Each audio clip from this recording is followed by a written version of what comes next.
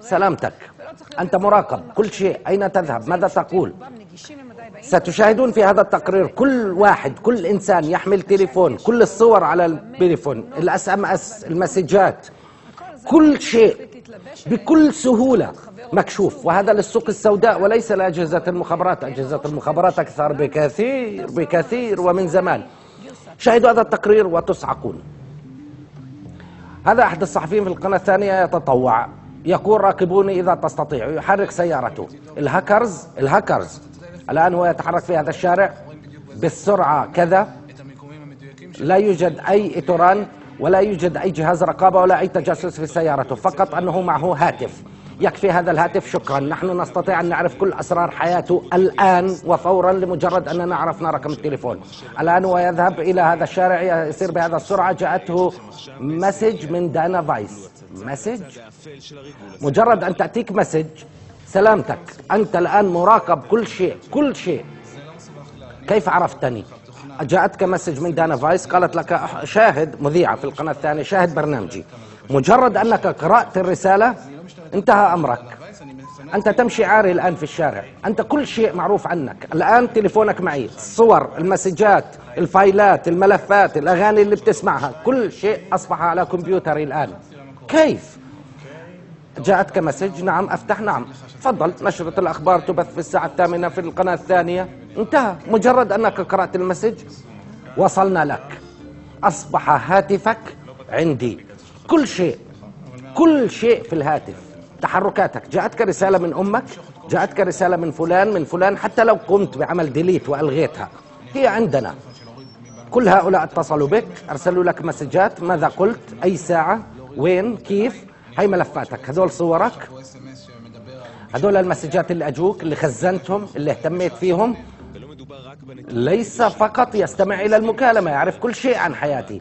الآن أنا أسير وأنا مراقب، أينما ذهبت، كلما تحدثت، الآن ألو مرحبا، يراقبونني. إنهم الآن يراقبونني ويعرفون أي أنا وفي أي غرفة وأين أقف وماذا أفعل وما هي الصور التي التقطتها والتي أمسحها والتي، حتى أنهم يصورونني. إذا فتحت الكاميرا يشاهدون ما أشاهد أنا ويشاهدونني. سلامتك، أنت الآن بين إيدينا.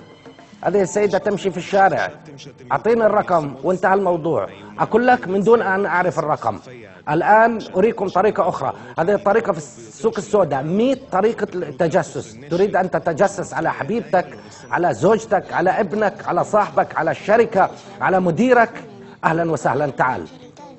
فيكي تقول فجأة حبيبي اكتشف كل تحركاتي، مع من أتحدث، مع من، أين أذهب، وماذا أقول. صعقت، شعرت أني أمشي عارية في الشارع. كانت مشكلة حقيقية، هو يعرف كل شيء. استأجرت محقق خاص، فتشوا كل بيتي، لم يجدوا أجهزة تنصت. في النهاية الشركة الخاصة للحراسة اكتشفوا بأنه يراقبني، وضع عميل في جيبي. العميل هو الهاتف، الموبايل. في جيبتك موبايل، أنت مراقب، انتهى أمرك. حبيبها عرف كل شيء، مسجات، صور، ملفات، أين فتحت الكاميرا، أين لم تفتح الكاميرا، كل شيء. أنت تدخل على الإنترنت وتشتري، يقول ماركوس، تشتري، أريد نظام تجسس، تشتري بعدة دولارات. أنت تستطيع أن تعرف كل شيء عن أي شخص. تريد طريقة أسهل، حتى وأنت تتصفح يعرف هو على كمبيوتره ماذا تقرأ أنت. فتحت على أي موقع، قرأت أي شيء، ويعرف أنك قرأت، ويعرف كل شيء. تدخل إلى أي مقهى، هناك واي فاي، أهلا وسهلا، تعالوا نجرب المقهى. نذهب إلى الكافيتيريا. وهذا قبل سنة تم اعتقال نحو 100 شخص باعوا واستخدموا أجهزة الجوسسة على الإنترنت لمراقبة الهواتف لأصحاب الشركات والمال والأعمال. تم اعتقالهم ويجري محاكمتهم، هذا في نشرة الأخبار. الآن هذا قبل سنة، الآن أسهل بكثير، فقط اشتري سباي فون، أنت تشتري، تضع الرقم، انتهى. أنت تعرف كل شيء يقول الشخص الذي تريد مراقبته، كل شيء، بمن اتصل، ماذا قرأ، ماذا قال، ماذا صور، أين هو على الكمبيوتر، أين هو الآن، في أي غرفة موجود، ماذا يفعل، ماذا يقول، ماذا يتحدث، مغلق، غير مغلق، هذا انتهى الأمر، هذا بديهيات.